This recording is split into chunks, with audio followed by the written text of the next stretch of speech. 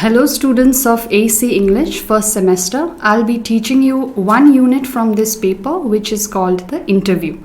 Okay, so I also have a PowerPoint presentation for you. We'll be sharing that slide later.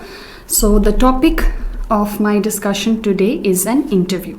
I'll be talking about what is an interview, what are the different kinds of interview that you have to keep in mind, be it job interview, orientation interview, and so on. And plus, I'll also be talking about the various do's and don'ts. Okay, what is it that makes for a successful interview? What are the things that you as a prospective interviewee should seek to avoid? Okay, so we begin with this topic. Now, the first question is, what is an interview? You've done dialogue writing before this, so you know from there that a dialogue is a conversation between two people. So is interview also similar in that sense? Is it merely a conversation between two people? Then the thing you have to keep in mind is that an interview is slightly different from a dialogue in the sense that there is always a defined, definite purpose to an interview. Okay, so either you are seeking an interview, you're being interviewed for a job, you're being interviewed to know about the organization, or there is some problem within an organization which needs to be sorted. Those are the various things, those are the various defined purpose which is always there whenever an interview happens. So there are two parties within an interview. The interviewer is the one who conducts the interview, and the interviewee is the one whose interview is being taken. So the interviewer might be one person or it might be an entire panel.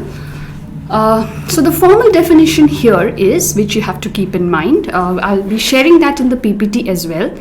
An interview is a two-party conversation in which at least one person has a specific and a serious purpose. So keep this in mind. The question of purpose is very important to an interview. Now, if you are a prospective interviewee, or if you are ever in the position of conducting an interview, what is the first step? The first step is to draft a letter, a call letter, an interview letter. Now, what are the things that you should keep in mind if you ever receive such a letter, or if you happen to be in that position where you're drafting the letter? Okay, so these are the things that you should look out for. You should give a reference to the job application, so that's usually a reference number. You should mention the exact date, time, place of interview. So as an interviewee, you should look out for all these things whenever you receive such a letter, whether those specifics are mentioned or not. You should also see if, while going for the interview, you have to produce all your certificates and testimonials in original, whether you are to carry them or not. And the last thing is whether any TADA will be paid or not, whether any conveyance charge will be paid to you when you are appearing for an interview. You have to look out for all these things. Now, that is the initial step. Now, what are the different various kinds of interviews? Okay, so it's not always that an interview is defined as a job interview. There are various types. Each type has a specific purpose, has a specific criteria and function. So you have employment interviews. It's obvious that the function is to seek employment. You have orientation interviews. You have counseling interviews. These are problem-solving interviews. You have performance appraisal interview. You have something called grievance interview. Okay, now grievance meaning that it's again related to problem-solving. Grievance meaning that there is some complaint that you have. Then you have correctional interview, exit interview, and lastly, the thing that you need when you are trying to do higher research or in the academic world, information gathering interview. Now I will discuss each of these types in a little more detail and tell you about certain characteristics, functions of each type, certain things that are to be kept in mind. The employment interview. Now, what is the function of the employment interview? It is of two kinds: to select new employees for the organization or to select the current employees for transfer within the organization. Now, what should the interviewer look out for? Now, the function of the interviewer here is to learn about the applicant's academic qualification, his past experience, goals, knowledge, and achievement in a similar kind of work. Okay, and apart from these verbal communication, the interviewers also look for certain non-verbal cues. Okay, so your behavior is constantly being judged, how you sit, whether you are a fidgety person or not, whether you are playing with the paper weight, whether you're making eye contact. Those are the non-verbal cues that you should also be aware of when facing an interview. Okay, apart from the verbal communication, the non-verbal is equally important. Now, as far as the interviewee, the applicant is concerned, you also have a particular role here apart from simply answering the questions. You also have to judge the kind of workplace this is going to be. You also have to know about what your work will be within the organization. So you have to be prepared to ask certain questions about the organization and the kind of work that you would be doing there. Now, when you pass the employment interview, this is the next stage.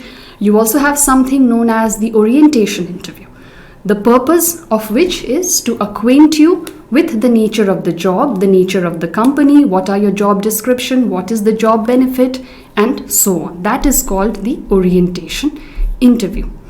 The third type is counseling interview. This happens when there is a certain problem within the organization that needs to be solved. It can either be initiated by the manager or it can be initiated by the employee. So the whole purpose is that there is some problem which affects of healthy, smooth functioning of the company, and the whole goal of having this counseling interview is problem solving. That is to make sure that the organization is running in a smooth, healthy, non-toxic manner.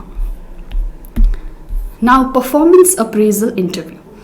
Now, this kind of interview is conducted to judge the performance of the employee on a yearly, half-yearly, or whenever the need may arise, periodic basis, to see how well you are performing, to discuss whether there is any scope for further improvement, and basically to help enhance your working potential. And the other kind that will be discussed here is grievance interview. Grievance, as the name suggests, having to do with some problems, some complaints that you as an employee might have with the management.